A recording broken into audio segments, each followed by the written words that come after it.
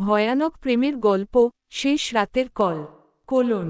ঢাকার বাইরে একটা ছোট গ্রামে থাকত রাফি। শান্ত স্বভাবের ছেলে, কিন্তু একটা জিনিস তাকে সবাই থেকে আলাদা করেছিল। সে প্রতি রাত ঠিক 2টায় একটা অচেনা নম্বর থেকে ফোন পেত। প্রথমে রাফি ভয় পেত, কিন্তু ধীরে ধীরে ওই ফোনের মেয়েটার কণ্ঠ তার ভালো লাগতে শুরু করল। মেয়েটি বলল, তুমি ঘুমাওনি এখনো? কণ্ঠটা ছিল অদ্ভুত সুন্দর। মেয়েটা কখনো নিজের নাম বলতো না।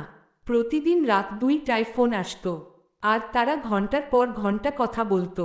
একদিন রাফি আর থাকতে না পেরে জিজ্ঞেস করল, তুমি কে? কোথায় থাকো? মেয়েটি বলল, আমি খুব কাছে থাকি, কিন্তু তুমি আমাকে দেখলে ভয় পাবে। রাফি হেসে উড়িয়ে দিল, কারণ সে তখন মেয়েটার প্রেমে পড়ে গেছে। দিন যেতে লাগলো। রাফি এখন সারাদিন শুধু রাত 2টার অপেক্ষা করে। কিন্তু গ্রামের মানুষ একটা অদ্ভুত কথা বলতে শুরু করল। ওই এলাকার পুরনো কবরস্থানের পাশে নাকি প্রতি রাতে একটা মেয়ের কান্নার শব্দ শোনা যায়। আর যে ওই কান্না শুনেছে, সে নাকি কয়েকদিনের মধ্যেই পাগল হয়ে গেছে। এক রাতে মেয়েটা বলল, রাফি, তুমি কি আমাকে সত্যি ভালোবাসো? রাফি বলল, হ্যাঁ, আমি তোমাকে না দেখে অনেক ভালোবেসে ফেলেছি।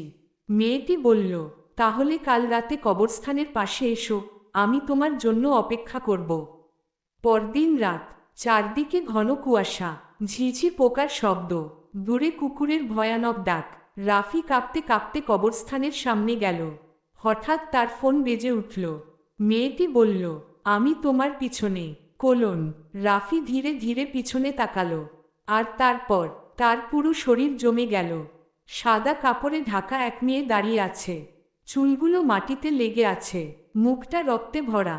কিন্তু সবচেয়ে ভয়ানক ছিল, মেয়েটার চোখ নেই, শুধু কালো গর্ত। মেয়েটি বলল, তুমি তো বলেছিলে ভয় পাবে না। রাফি দৌড় দিতে গেল, কিন্তু তার পা নড়ছিল না।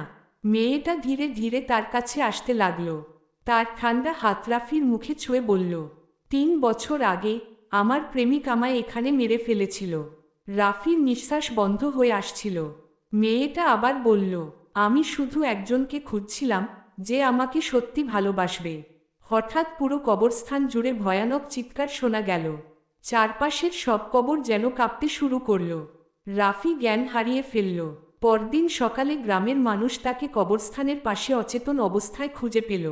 কিন্তু সবচেয়ে ভয়ানক ব্যাপার ছিল, রাফির ফোনে শেষ কলটা এখনও চালু ছিল, আর ওপাশ থেকে একটা শব্দ বারবার আসছিল, কোলন, আজ রাত 2টায় আবার ফোন করব। সেই ঘটনার পর রাফি আর স্বাভাবিক হয়নি। সে এখন প্রতি রাত 2টায় ঘুম থেকে উঠে কারো সাথে কথা বলে। কিন্তু ভয়ানক ব্যাপার হলো, তার ফোনে কোনো কল আসে না। তবুও সে ফিসফিস করে বলে, আমি তোমাকে ভালোবাসি। আর ঠিক তখনই তার ঘরের অন্ধকার কোণ থেকে একটা মেয়ের হাসির শব্দ ভেসে আসে।